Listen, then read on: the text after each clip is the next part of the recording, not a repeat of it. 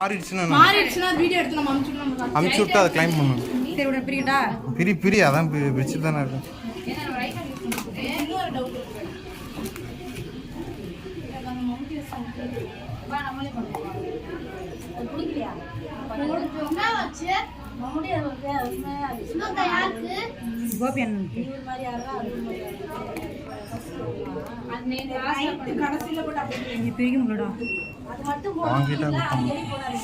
இப்படி வேறுக்குது